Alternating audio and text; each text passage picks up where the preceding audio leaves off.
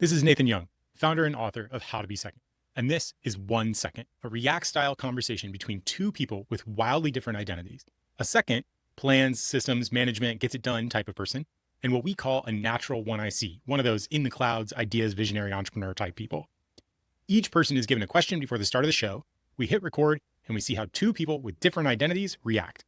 We explore how we're different while embracing that we're better together. If you're glad this work exists, we need you to support it by either becoming a supporter for $5, howtobesecond.com/support, or shooting over an email to let us know why not. We cannot get better if we don't hear from you.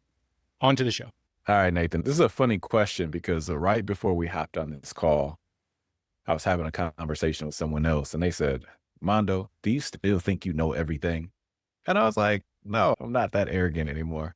So in the spirit of that, I have a question for you. Why do you think people are so desperate to say that they can do everything? I don't want to say attacked, but getting jabbed because I think I know everything or I used to in my past life, but do everything. Why do people feel like, man, I have to show up in this way where I believe I have to be able to do everything? I have my I'm a second answer.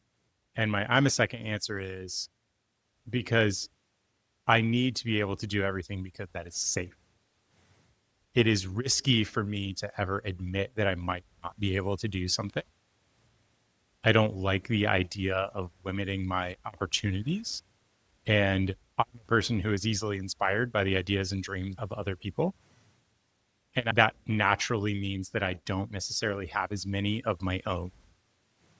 So it feels very I'm a risk averse person to narrow my options.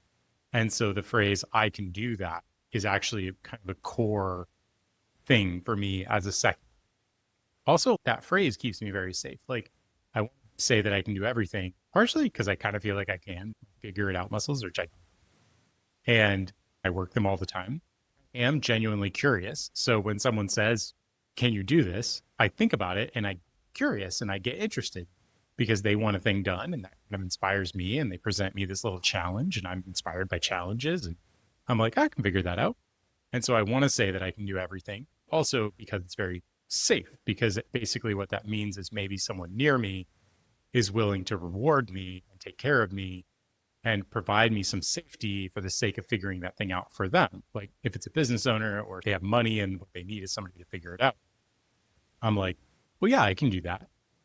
And that, to be fair, that phrase has kept me very safe over a lot of my life. Like I have discovered, I feel like, that people with money and problems tend to search at arm's length for solutions to those problems before they go to the outside, right? People that they trust. And trust is at arm's length. And so when they reach to arm's length and they go, I have money problem, and you go, you trust me and I can do that, they go, okay. And like, that's done, right? No job posting, no outside search, no vendors, no whatever. They just go, okay. And that is part of why my career trajectory looks like a Jackson Pollock painting instead of like a line. So it's kept me very safe. It's kept me fed. But honestly, I think that's also been one of the things that's held me back the most. I was thinking about this before. It isn't just in danger that I try to say that I can do everything. I also try to say when I can do everything, it's exciting. I've been on a few trips or I've done some things in my life that I was not prepared for. I mentioned the idea of like going on a trip. Let's go to South America. We're going to hike every day. We're going to be there for 2 weeks. Can you walk 10 or 20 miles a day? No, I cannot. Am I going to say that I cannot? No, I'm not going to say that. I'm going to say, yeah, for sure I can, right? I can do that. So it's not just exclusively for safety, but it's also because it's fun. I don't want to miss out on things that have my interest. In my life, it's been way more safety focused than it has been fun focused. That's my response. We could probably dig into that some more because I know some people around me who also, I feel like, not just seconds, but other people. A mutual friend, Aaron Eggert, and I love him to death. Like so many good things, including us, including our relationship, can be traced back to this person. But he's the kind of person who has said, he like takes a personality test, and there's 4 options, and he's like, well, I can do all of those things, I just am not good at some of them. And I'm like, that's not what that means. It's a personality test. Yeah. No, it means you can't, or it means you shouldn't. Like, that's not what that means. Let me turn Okay. this back to you. Let me, before you turn it back, Yeah. let me ask, Yeah. can you think of a moment personally or professionally where you saying you can do the thing literally got you in trouble? A moment. My entire life is filled with these moments. Let me see if I can narrow down 1 or 2. Here's one. I worked for this guy who had a consulting firm. It's the very first consulting firm I ever worked for. I knew that I wanted to do something in this realm. Like, I was pushing in that direction. And I had just self-published my first book. Most people don't know that I actually published a book years and years ago. Self-published a book. I did not know that. It's not good. It's forgettable. I reread it not that long ago, and I was not nearly as good of a writer as I am now. The core concepts do stand up, but my explanation of them is not that great. So it wasn't very good. Don't bother. So I had just self-published this little book, and I reached out to him. I wanted a job. I needed a job. And we sat down, we had lunch. He asked me about it. I showed him, like, I can do this, I can do this, I can do this. And that was kind of my pitch. I can do all of these things. And he was like, what I'm really looking for is someone who can do inside sales. And then he described all the things that he felt like had to do with inside sales. He's like, we have a CRM. We're not really utilizing our CRM well. We have a big list of emails. We're not utilizing the emails. We have social media platforms. We're not utilizing social media platforms. And I thought, this is all process talk. This is all systems. This is all whatever. So, of course, what I said was, yeah, I can do that. Mm-hmm. Like, no problem, right? Inside sales, but what you just described is actually a bunch of interconnected or disconnected systems that need interconnect. No problem. A year later, I was off my gourd. I was like just miserable. I hated going into work.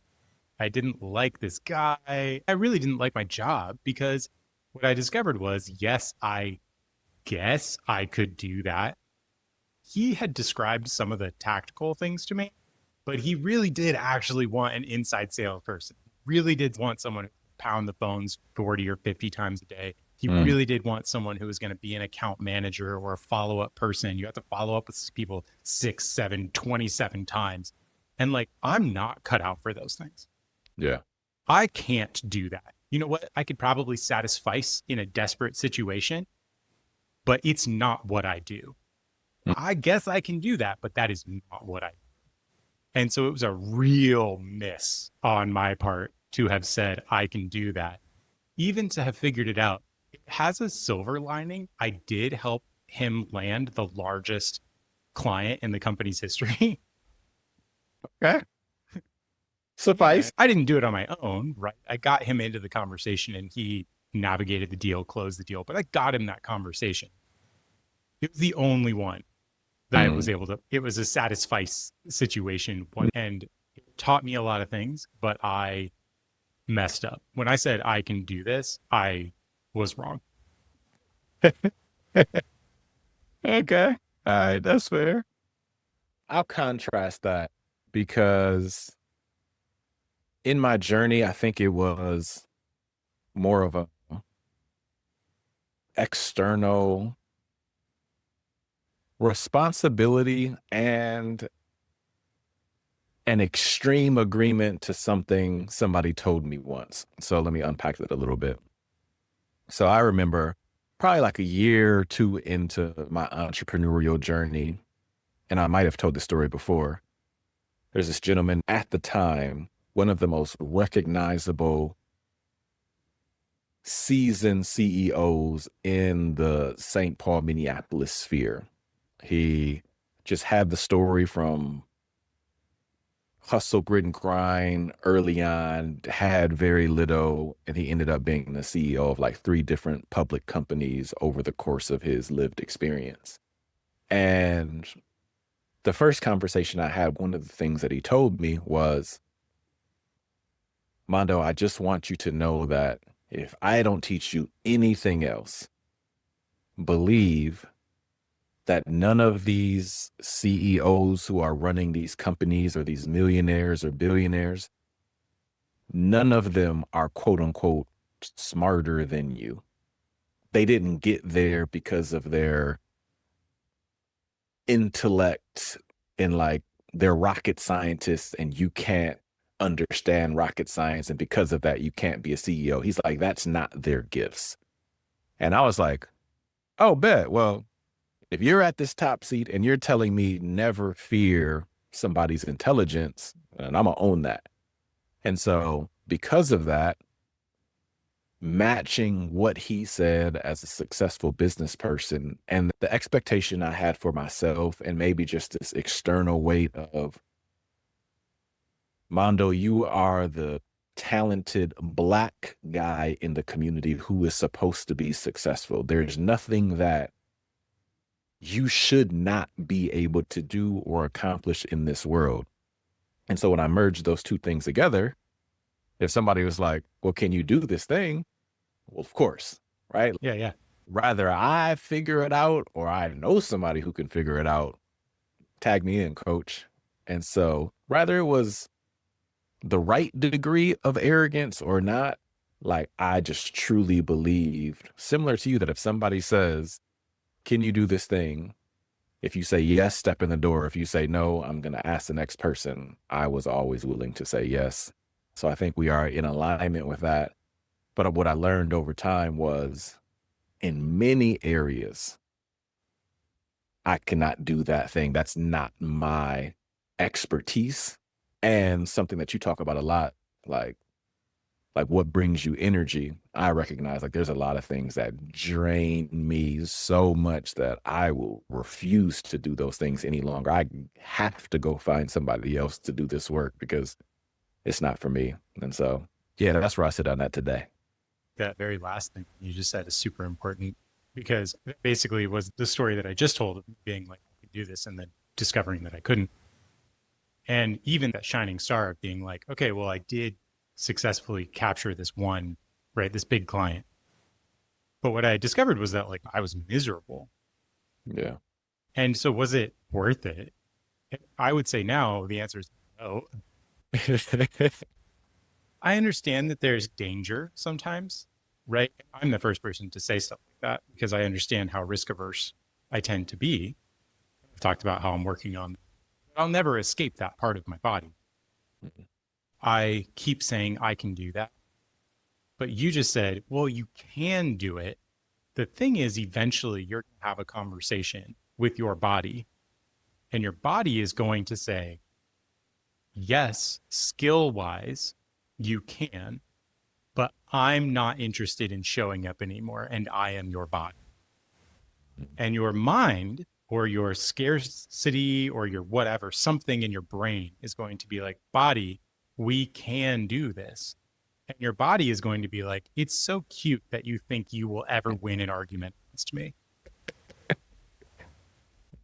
I don't have like a brain voice, but I will just quit. Mm. Right? Mm. Like your body is so loud in all of the ways we don't pay any attention to. And so like, my body just won't get up sometimes. My Yeah. body will just be like, my body reminds me how thirsty I am. And in my head, I go, what I can do is go without water. And then my body eventually will just be like, no, you can't. Mm. Yeah. Yeah. Facts. And Facts. so willpower almost feels like, and the older I get, the more that I go, oh, my body is starting to let me know more often than I'm older. Like my brain hasn't caught up to the conversation my body and I are having. My Mm. body is like, we don't do that anymore. You can try, like, you can willpower your way to whatever it is that you think you can do, Mm. but we don't do that anymore. and there will be dire consequences or severe consequences. And I'm just here to let you know, like, I'm not going to argue with you. I'll go wherever you want to go, brain. But then we will be in full trouble because we don't do that. It's really good, man, because as you're saying this, the picture that I have in my head is if someone said, I challenge someone to build a brick wall a mile long, 2 stories high, brick by brick. And I have the number one champion in the world that I'm going to compete with you to build this thing. The old me would be like, oh, I could out brick the Yeah. champion of brick building, whatever, right? But today, that's not my calling. I wouldn't feel fulfilled doing that. However, coaching or pouring into the new Rocky, right? And being like, oh yeah, you're 22 years old and you want to do this, you want to compete with another 22-year-old. All right, like let me pour into you so much that you believe this more than anything else. Like that would be more of my role now. Could I compete and go brick by brick? I could, but like I have no desire. Because here's the thing. If I do build brick by brick, I'll still tell you after I win, because I would believe that I would win. I would be like, that was the most worthless 3 years of my life. Like, why did I just do that? Right. It was just an ego battle between me and another human. And so, yeah, anyways. Yeah. I just dragged my body to do a bunch of stuff that I had no interest in doing. And it complained to me the entire time. But yeah. Goofy. That's funny. I feel like this is going to run over the question because so I have my question. I Mm-hmm. think these are going to overlap a little bit. My question is this: what does loyalty mean to you? And does loyalty ever end? And what gets in the way of loyalty? Yeah.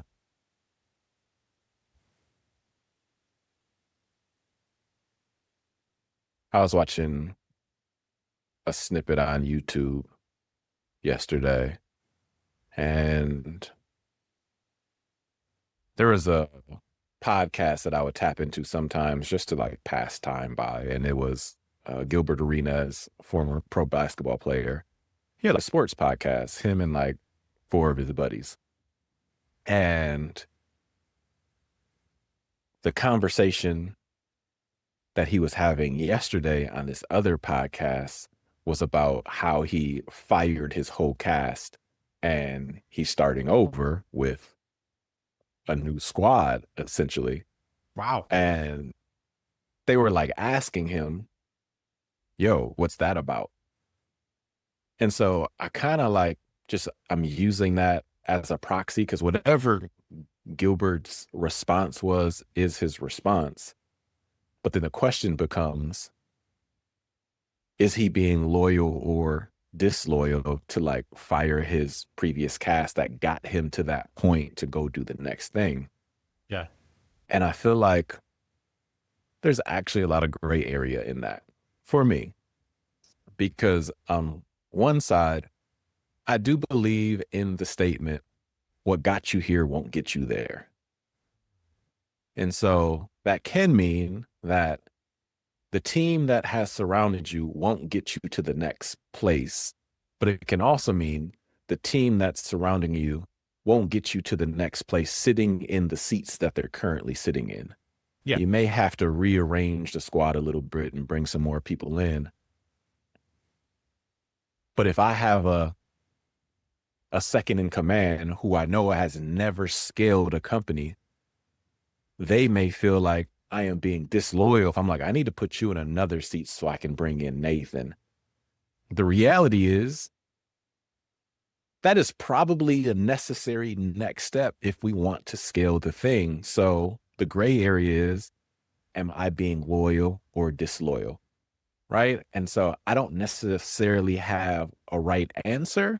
I guess now I'm like, God, what are you telling me to do? And Like, I'm gonna choose to be loyal to you, and I might rub some other people the wrong way. And I hope that on the other side of this, they recognize that like I was being loyal to my calling or my assignment. And through the midst of that, the human relationships were disrupted a bit, but it all came full circle. And so, as a person who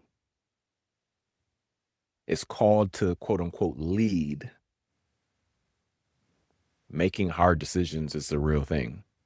Yeah. And people take it personal and they may look at it as being disloyal, even though that isn't the intent, but that is how they receive it. And so I'll leave it there and let you ask another question, or I'll spin it back to you because I imagine being in the second command seat, there's a lot of times where you also had to make some real challenging choices, maybe even recently, where some may receive it as like, yo, that's disloyal, but you're just like, I'm being loyal to the thing that I know I'm called to do right now. Yeah, let me actually press in on this. I have a couple of examples, even that you and I sort of shared. Okay. Yeah, I have a couple of examples we both have shared context around. So, like, does loyalty end? I know that in the past, really early on when you and I very first started working, so we really didn't know each other at all. And we were just figuring out kind of like what your dream was at the time that I was stepping in. And there was a way that you tended to pay people, which was kind of to pay them all up front. Yeah. And that worked out for you a couple of times and it didn't work out a few times. Yeah.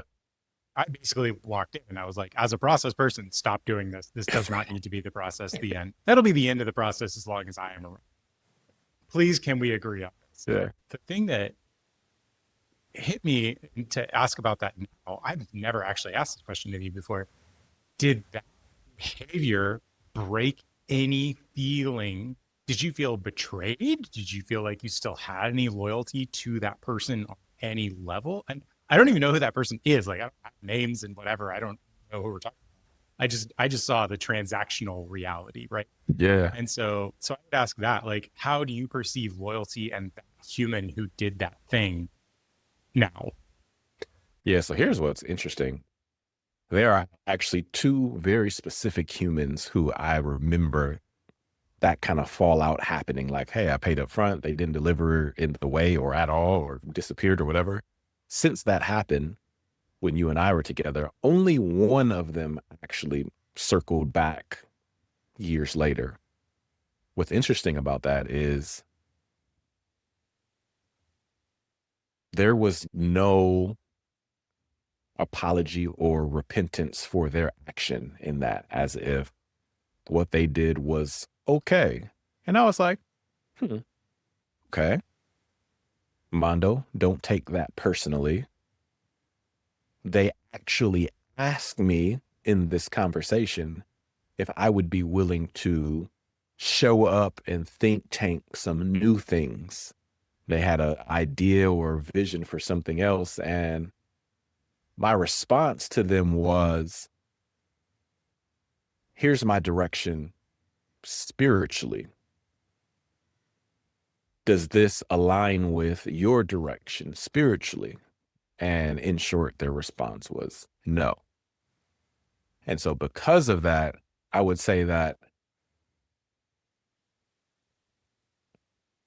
God created space between me and that person. But if they would have been like, yeah, we're in alignment, I would have been like, cool.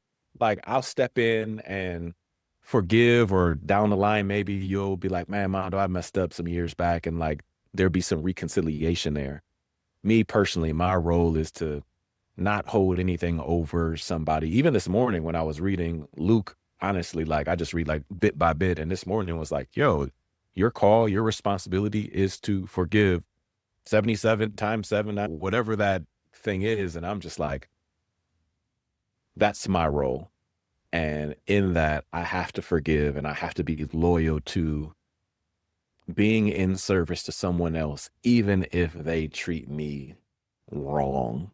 But if somebody else doesn't accept that role, my brother, my cousin, my spouse, whatever, that's just not their role today.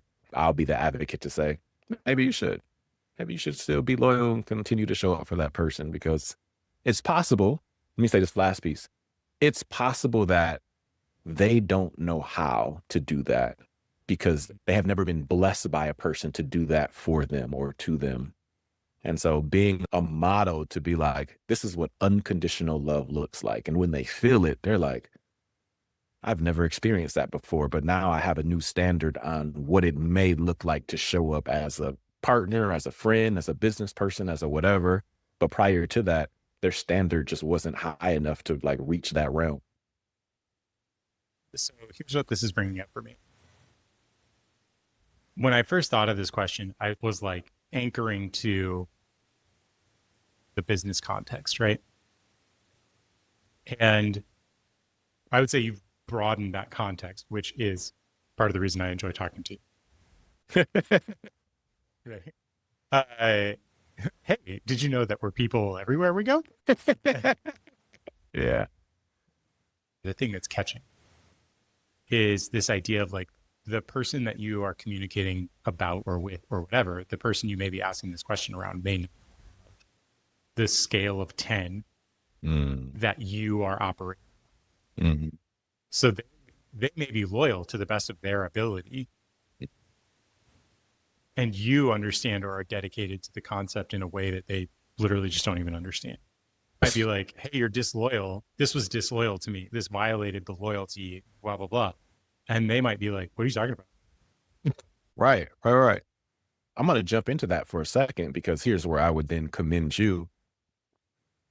We became fast friends, yes, but the core reason of why we initially connected was because I was looking for second in command, integrator, whatever at that time, and you were the best person for that. After our working relationship ceased to be a working relationship, you didn't necessarily have to stick around because we opted in on a work-based relationship. But for some reason, for you, there was a different standard of 10. You're like, oh, Mondo, you can't pay me anymore to do this thing, but like I'm still going to show up because we're humans everywhere, right? And so I just think there's so much power in that piece where many things happen in a business or work environment context, but like if we broaden it, we're just like, yo, this is another human being going through their own life stuff. And so are we still going to show up even though they're not the head of sales? Like, am I still going to check in on that person? Am I still going to be like, yo, you need anything? You want to go to lunch? You want to go for a walk? And I just think that is so important. And I feel like literally because you have still walked adjacent with me for these last 4 years, the maturity of our relationship for sure transcends work. And so our loyalty is deeper than this is my second in command who we build cool things with. It's like, no, like this is one of my dearest friends. And whatever is happening in life, like there is loyalty that goes beyond building a thing. So shout out to you. Thank you. I feel the exact same way. I'm always going to step in and say something a little technical. Right? And so, like, there's a couple of distinctions that are popping off in my head that it feels like you're speaking to, and I want to try to draw them out. Mhm. The first one is this idea of like unspoken expectations, where we operate on a certain level, thinking we're earning loyalty in a different level. It's like you have a business arrangement. The loyalty of a business arrangement is very clear cut, which is you get paid X to do Y work.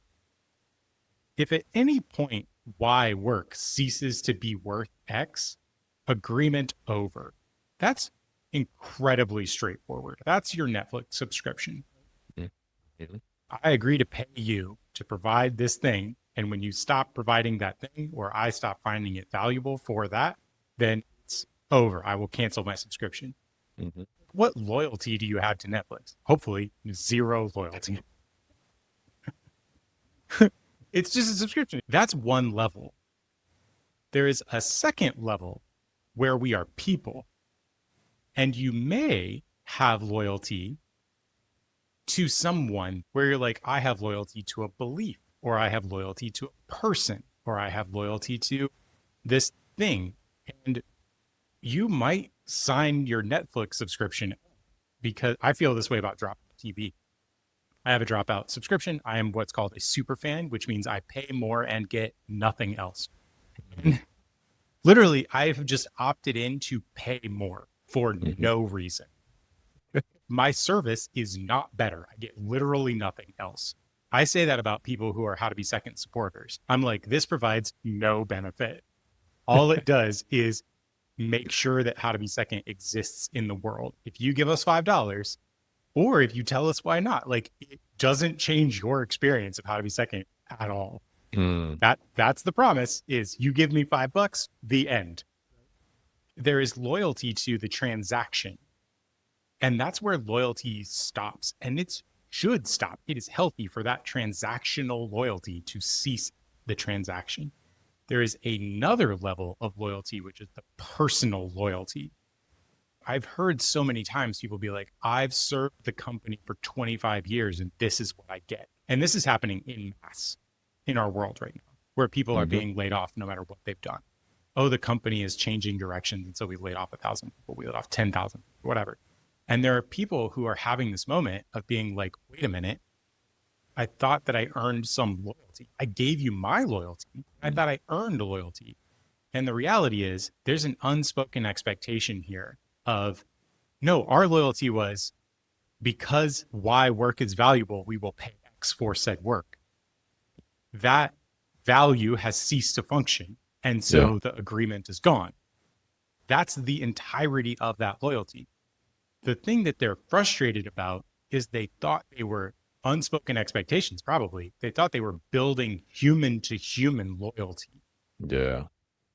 And the interesting thing about that is human to human loyalty may come with the unspoken expectation of money for some reason, which also makes no sense the other way. Money creating human to human loyalty? No. Money creates the opportunity for humans to be together sometimes. Yeah. And human to human does not need money to create loyalty there, but it does create the opportunity for money sometimes. But these are two completely separate planes of what loyal means. One is exclusively transactional, and the other one is just people. And the fact that we mix these two things is probably what gets in the way of loyalty the most. Okay. I loved how you laid that out. And I know we're probably bumping up against time, but I'm very curious about this question. One, because of how loyal you just are, like the Alfred and Bruce Wayne type, right? Just extreme loyalty. Has there been a time in your life where, on the personal side, you were loyal to a human being and that loyalty was broken? And is it the end, or do you believe that inevitably, I feel like our loyalty will reconnect? Like, how do you show up when like those relationships are broken? My mentor, best friend, person I love very dearly, trust and loyalty was broken, was an anchor into money. And I couldn't fathom. I remember walking on my treadmill, being on a Zoom call, having this conversation about where effectively my equity was being stolen from me. The thing that I had, I'd invested time and attention and financially equitable, right? The point is, I felt like I had invested to the best of my ability at the time, and I had earned equity. That was the tactical agreement I had earned. They felt like behavior that I had exhibited was not the behavior they expected. In some form or fashion, they felt like as a person, I had not been loyal to the thing. And so they were taking away the financial aspect. And I said, I will give it to you. They kept asking me this question, like, how much do you need? How much do you need us to pay for this piece of the equity? And I just remember I was crying. I was yelling because I felt so betrayed. And I stand by that. I was betrayed. I did not care at all about the transaction. It was a betrayal of humanness wrapped up in the transaction, and that they were making it about the transaction is the deep thing where it was broken for me. Yeah. And Yeah. I lost my friend. I lost my mentor. And my life has not been as rich as it could potentially have been because of that. Like, that's something that I have deep sorrow for to this day. If I Yeah. could go back and I could eliminate the idea of ever creating a transactional layer on top of that relationship, I would delete that from history. And interestingly, years later, I did reach out and I said, I don't know what it looks like to make some sort of reconciliation in this relationship, but I know that I have deep grief and sorrow around this situation. We don't need to have this conversation because it is wrapped up in such frustration, but I have lost this thing, and that is devastating to me. And I would like to. I've reached out to a couple of people in my life where those kinds of experiences have happened. And so I do think it's possible to come full circle, like what you said. Yeah. I also think that I have way more and many experiences where those things were broken and they couldn't ever be repaired. They're shattered forever now. And some of it had to do with transactional, but most of it was the person. And so I don't even know if I answered your question. I just got so wrapped up in the pain of my own No, experience. no, that's good. That's good. And I think it's worth closing on. Like I'm gonna literally like there's a podcast listener. There's at least one. There's probably way more than one, but there's at least one who has their version of a fallout. The call to action to you, because as I'm saying this, you feel it in your spirit, in your belly, in your soul. Reach out to that other person. Like, call them, text them, and just be like, hey, like, can we have a conversation just because it has been a long time? And whatever comes from that face to face thing happens. But in faith, you are going to reach out to that person to extend that olive branch just in hope that some type of reconciliation can happen. And it may have nothing to do with business. But as Nathan was saying, like, there's grief there. There's still some mourning there that just, he would love for it to like not be there, not be that. And so if you feel that in your belly right now, reach out to that person and just let the magic happen. I'm going to honor all this and I'm going to set it down right there. Hey, it's Nathan again. If you made it to the end, that's awesome. I have a couple ways you can go deeper, whether you resonated with the second or the one I see in this conversation. How to Be Second is a community of seconds, people with this identity. And we're also experts at shepherding the journey of first in commands and seconds from growing alone to going together to growing together.